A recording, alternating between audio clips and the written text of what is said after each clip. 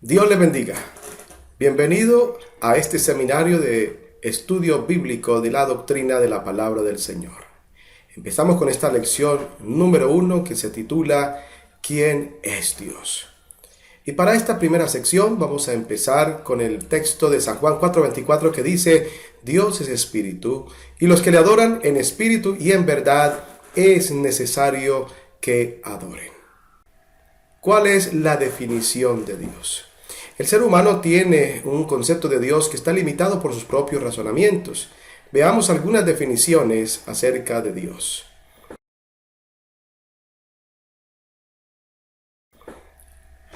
Por ejemplo, hace referencia a una suprema deidad.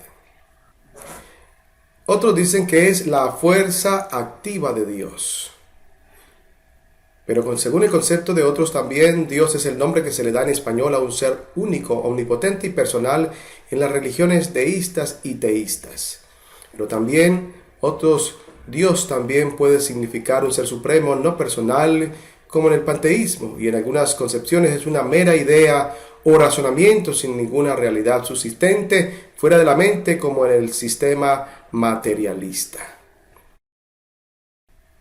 También se habla de un sujeto imaginario subjetivo usado por diferentes organizaciones o personas como causa para justificar cualquier cosa que se le ocurra. También se define como una fuerza o impulso impersonal. Pero vamos a ver la definición de Dios según la palabra de Dios. Y según su palabra veamos cuál es la naturaleza de Dios. La naturaleza de Dios. Nuestras pequeñas mentes humanas no pueden descubrir o comprender todo lo que hay por conocer acerca de Dios. Pero la Biblia sí describe muchas características y atributos importantes que Dios posee, aquellos que forman parte o una parte esencial de su naturaleza. Existe esta pregunta: ¿cómo es Dios en su forma natural? ¿Cómo es su esencia? La Biblia responde de la siguiente manera: Dios es espíritu, y los que le adoran en espíritu y en verdad es necesario que adoren, dice en San Juan 4:24. Esta es la verdad, su naturaleza es absolutamente espiritual. Esto lo revela la Biblia constantemente, desde Génesis hasta el último libro de la Biblia, que es el Apocalipsis. En Génesis 1:1, en Génesis 1:2, que es el primer libro de la Biblia, dice: y el Espíritu de Dios se movía sobre la faz de las aguas. Note que dice el Espíritu de Dios. Y en Apocalipsis 22:17 dice: y el Espíritu y la esposa dicen ven. Quiere decir entonces que tanto desde el principio de la Biblia hasta el final se habla del Espíritu de Dios. Quiere decir que Dios es Espíritu. Esa es su forma natural. Empecemos diciendo entonces que Dios es espíritu. Esa es una gran verdad. En Hebreos 12:9 llama a Dios el Padre de los espíritus. Es decir, Dios es quien creó los espíritus que conocemos como los ángeles, que son espíritus ministradores al servicio de Dios.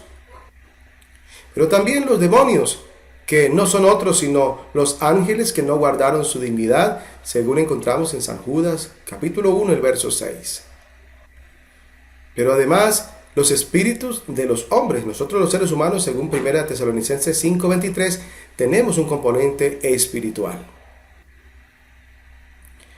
Acerca del Espíritu de Dios, el diccionario Webster en inglés incluye en su definición de la palabra Dios lo siguiente: es un ser sobrenatural, incorpóreo y racional que es usualmente invisible a los seres humanos, pero que posee el poder de hacerse visible a su voluntad, un ser que posee una naturaleza incorpórea o inmaterial. Jesús indicó que el Espíritu de Dios no tiene carne y sangre, en San Mateo 16:17. Quiere decir que Él no puede ni ser visto ni tocado físicamente por los seres humanos. Como un espíritu, Él es un ser inteligente y sobrenatural que no tiene un cuerpo físico.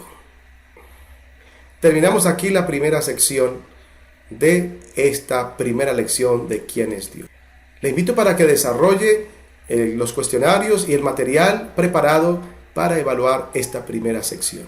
Dios le bendiga.